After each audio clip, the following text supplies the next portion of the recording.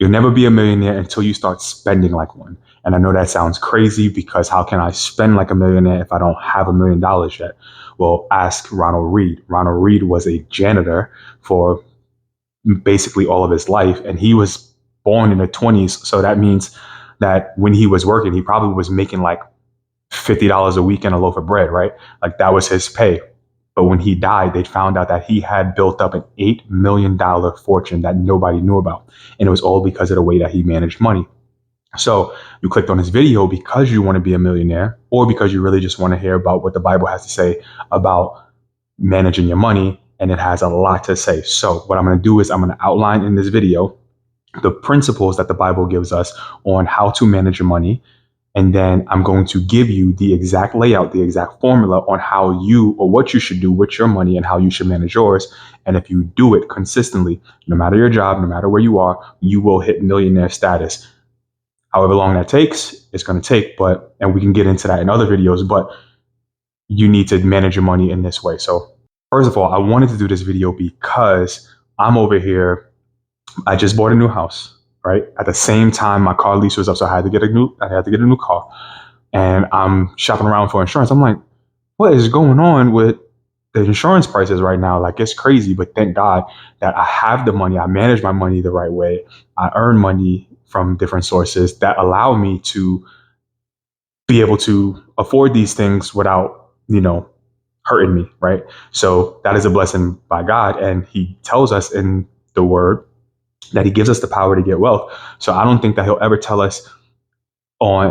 us the power to get wealth and give us wealth, but not tell us how to manage it, right? So let's talk about some of the principles that we're going to find inside the Bible as far as budgeting or managing our finances. And first and foremost is budgeting, right? Again, He's not going to give you the power to get wealth.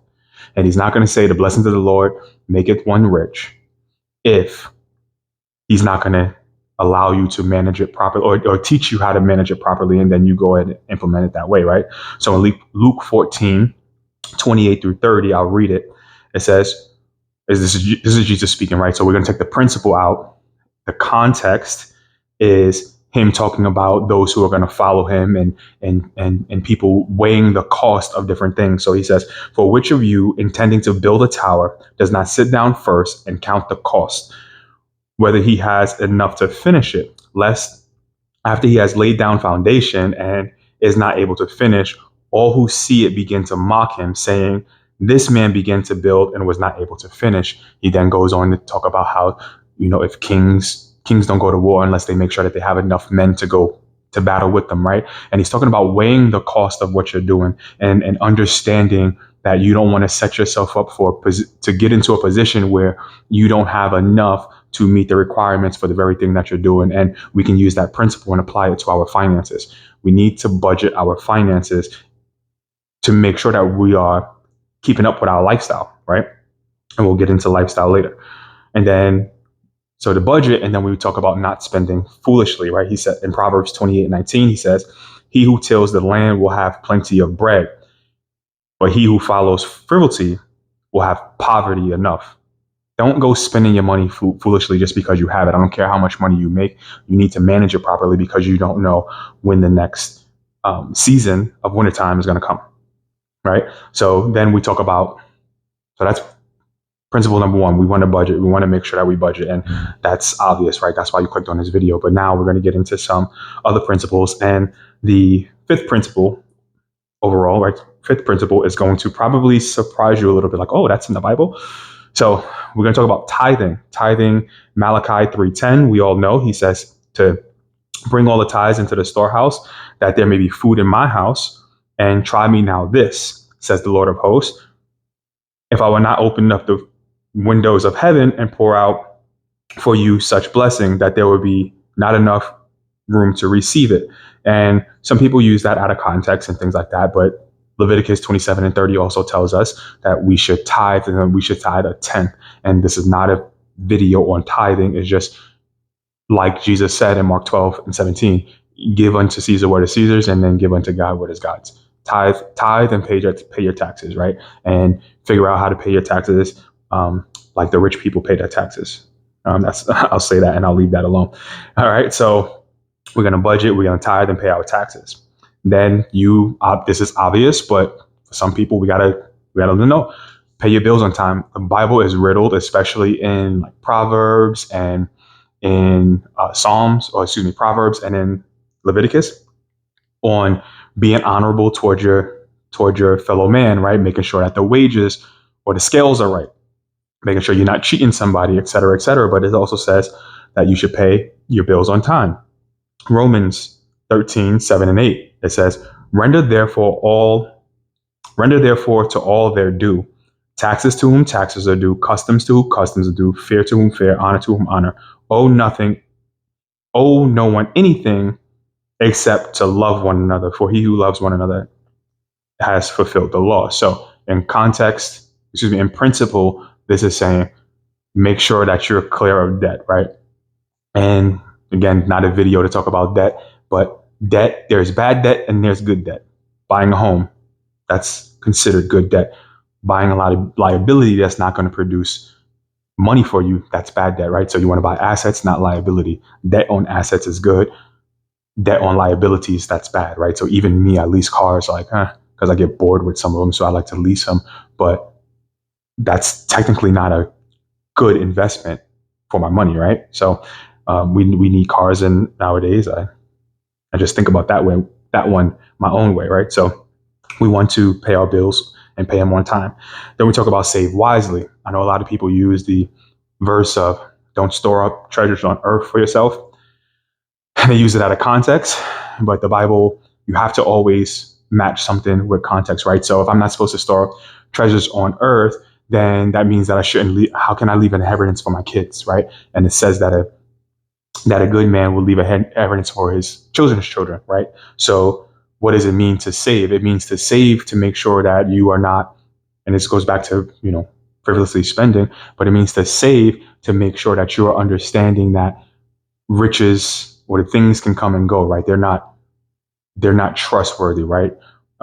We'll go to Proverbs 21:20. It says, there is desirable treasure and oil in the dwelling place of the wise, but a foolish man squanders it. When you get something, when you pull something in and you're buying, you're doing things, you want to take a portion out of it and set it aside. What do we learn from Joseph? What do we learn from Joseph and how he ran Pharaoh's kingdom, right? How he ran Egypt. During the years of plenty, he saved up during the years of famine, right? So we can save in proper context without it being a hoarder type thing or something that you are trying to put your trust in those riches. You can save in order to make sure that you and your family are straight. Proverbs 6:6 also talks about that when he says, go to the ant, thou sluggard, and consider her ways, right? He talks about how the ants gather their meat in the harvest, in the summertime to store it for the wintertime, right? So that's Proverbs 6. I wasn't supposed to do that one, but there you go. That's another one. That's a bonus one to underline that principle for you, right? So we're budgeting, we're tithing, we're paying our bills on time, we're saving wisely, and then what are we doing? This is the one that most people probably don't even realize is in there. We're investing. We're investing. Why are we investing? We're investing for diversification, and we're also investing to grow the gift that God has given us. We all know the parable of talents. You can find that, I think, in Luke 14. We all know the parable of the talents where the master gave them all talents and they went and go. We can take the principle of that and say, when you're given something by God. You have a gift, whether it be something inside of you or financially, right? Monetarily. You take that and then now you go and you grow it. You compound upon it so that you can be fruitful for the kingdom, right? That's your gift. And then be fruitful in your life. You don't take your money and stuff it under your mattress. It's doing way worse underneath your mattress than it is in the bank. And it's doing way worse inside your bank than it is inside the stock market, right? And it's doing way worse in the stock market. Well, not maybe way worse. It's more fluctuating inside the stock market than it is in real estate, right? So you think about all of these things, these levels of investments, these levels of financial security. You have to invest. The richest man that ever lived, Solomon, tells us in Ecclesiastes 11:1-6. I'll read the whole thing so that you can understand it. He says, cast your bread upon the waters, for you will find it after many days. Give a serving to 7 and also to 8. For you do not know what evil will be on earth. If the clouds are full of rain, the They empty themselves upon the earth, and if a tree falls into the south or the north, in the place where the tree falls, there shall it lie. He who observes the wind will not sow, and he who regards the clouds will not reap. As you do not, as you do not know what is the way of the wind, or how the bones grow in the womb of her who is with child, so you do not know the works of God who makes everything. In the morning sow your seed, and in the evening do not withhold your hand, for you do not know which will prosper, either this or that, or whether both be alike, or whether both alike will be good. All right, that's a lot. That's a mouthful. Let's break it down. He's saying that you should invest in multiple things. Right? He says give a portion to 7, even 8. Invest in multiple things because you don't know which one is going to be fruitful. He's saying that the elements, or he says the rain will come, the wind will go. For those who are standing around, looking around, watching the storm happen, watching the storm develop, you won't reap. He says plant your seeds in where you need to plant them. In the night, continue to till them, and you never know which one is going to be the one that will actually produce fruit for you, right? So invest and diversify, right? So first we want to invest to grow the thing that he gave us, and then diversify your investments. Don't put all your eggs in one basket.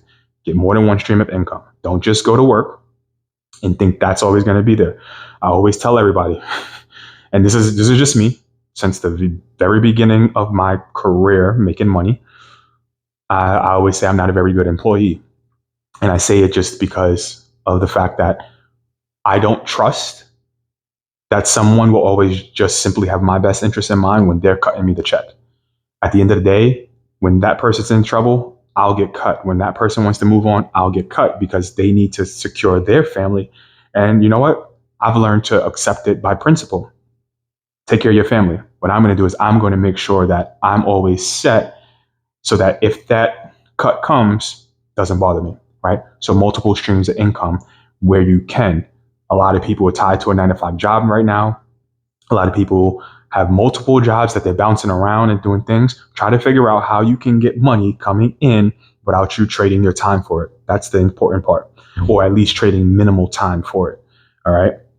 So those are our principles. We're budgeting, we're tithing, we're paying bills, we're saving wisely, we're investing. How do we break that up for our current situation, our current financial situation, to make sure that we are maximizing the money that we make, maximizing our return on the money that we make? So I'm going to give an analogy, right? So say we have $10. I got $10 here. Okay, 10 single dollar bills. And we're going to split this up by percentages. Remember, everything in life is scalable. I teach stocks and I trade them. And I let people know it's not about how much you trade. It's not about how much you make. We're looking at percentage gain. If you trade $100 and risk $100, right? And I trade $1,000. If we both make 100%, yes, I made $1,000, but you also doubled your money, right? You made 100% of your money. And you made $100. Now, when you do that again, the next time you make 100% of your money, you'll have 400, right? And then when you make 100%, you'll have 800, so on and so forth. So what you want to do is always think of everything as a percentage to scale. So we're going to take 100%, right? So I got $10. So I have 100% in my hand. And we're going to break it down. We're going to fill the buckets. I'm a strength and conditioning coach by trade. So we always talk about when we're building athletes, filling buckets, right? So I have the strength bucket, I have the speed bucket, I have the power bucket, the endurance bucket, the alactic power, right? I have all of those buckets that I have to fill based on the particular season that we're in. And for now, we're always in a season where we have to budget, okay? So our very first thing that we do when we get our money, if we have enough, right? The very first thing we do our money is we take 10%. That's God's, right? We're going to put that down. That 10% is God's. Not a video on tithing. You do that. You do with it what you will, how you feel like you want to give to God, how you feel led, how you give, but give to God so that there's meat in his house, right? He blessed you. He blessed you with it, so it's his. Give it back where he's leading you, right? So we take that 10% and we throw it to God. Then we're going to take 50%, right? So 50% of our 10, 1, 2, 3, 4, $5, and we go to our needs, everything that we need, our housing, our clothing, our food, our transportation, healthcare, whatever you need, right? So you take 50% of that. And that's what we're doing there, right? Cool. Now, what do we got left? We got $4 left. Now we're going to take 10% of our total 10 or 100%, and we're going to put that into savings and save that for a rainy day. Okay. Saving that for a rainy day, whatever's happening. If tire catches a flat, whatever it is, right? We're putting that into savings. 10%, and we're going to start our investments. We're investing in ourselves. We're investing in your skills, investing in your knowledge, you're investing in your growth. You're investing in something that's going to bring you income later on, right? And right now it might not be a lot. Right now it's $1. That's okay. Like that can be what you get.